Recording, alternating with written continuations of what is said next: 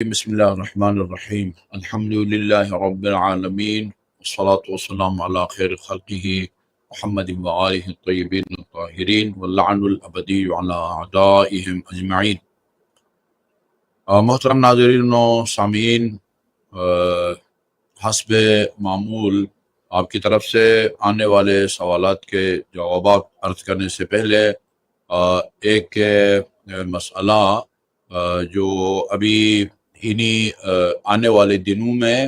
یعنی حج بیت اللہ کے دوران حجاج کرام کو پیش آ سکتا ہے، اور اس میں بعض حجاج کرام کو غلط فہمی ہو سکتی ہے۔ میں اس کا جو ہے وہ حفظ ما تقدم ازالہ کرنا چاہوں گا، اور وہ یہ کہ یہ ہم سب کو معلوم ہے کہ سفر میں جو ہے نا وہ انسان کی نماز 4 رکعتی نماز قصر ہوتی ہے، مگر یہ کہ دوران سفر کسی جگہ 10 دن رہنے کا پروگرام ہو یا سفر کسی کا پیشہ ہو، جیسے لانگ روٹ پہ گاڑی چلانے والے ہوتے ہیں۔ پوری دنیا میں 4 مقامات ایسے ہیں کہ جہاں آپ نے اگر 10 دن نہیں رکنا تو ادھر آپ کو اختیار دیا جاتا ہے، چاہے تو آپ نماز پوری پڑھیں چاہے قصر پڑھیں۔ ایک مدینہ منورہ ہے اور ایک مکہ معظمہ ہے، اور تیسرا کوفہ ہے۔ بعض مراجع کے نزدیک صرف مسجد کوفہ ہے۔ آیت اللہ سیستانی حفظہ اللہ کے نزدیک پورا کوفہ، جس طرح پورا مدینہ پورا مکہ میں آپ کو اختیار ہے، اسی طرح پورے مکے میں بھی آپ کو اختیار ہے، چاہے تو آپ نماز قصر پڑھیں یا پوری پڑھیں۔ اسی طرح حائر حسینی یعنی امام حسین علیہ السلام کے حرم میں آپ کے مرقد مطہر کے آس پاس جو ہے وہ قبہ کے بالکل نیچے، وہاں بھی آپ کو یہ اختیار دیا جاتا ہے۔ ان مقامات پر اگر آپ نے 10 دن رکنا ہو تو پھر تو یقیناً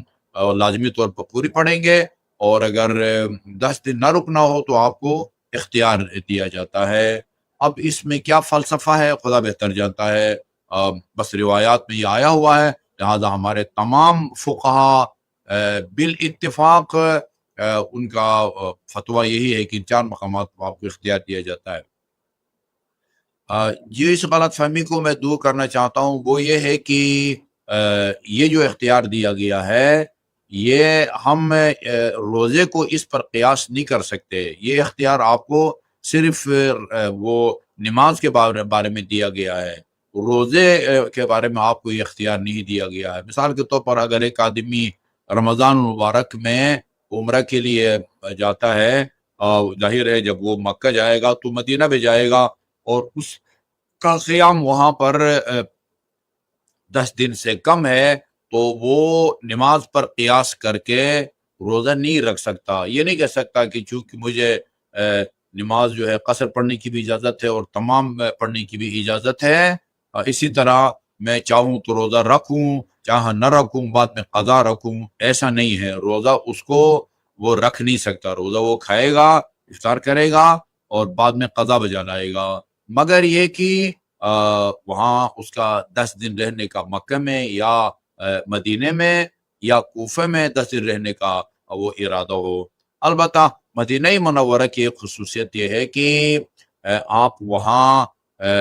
یعنی بغیر اس کے کہ کوئی نظر کریں، بغیر اس کے کہ آپ 10 دن وہاں رکنے کا ارادہ کریں، 3 حاجت کے روزے رکھنے کی اجازت دی گئی ہے۔ 3 حاجت کے روزے یعنی آپ جا کے اس نیت سے کہ کوئی بھی حاجت آپ کے پیش نظر ہو، حاجت روائی کے لیے 3 روزے رکھنے کی آپ کو اجازت دی گئی ہے مدینہ منورہ کے اندر، اگرچہ آپ وہاں 10 دن رہنے کا آپ کا ارادہ نہ ہو۔ میں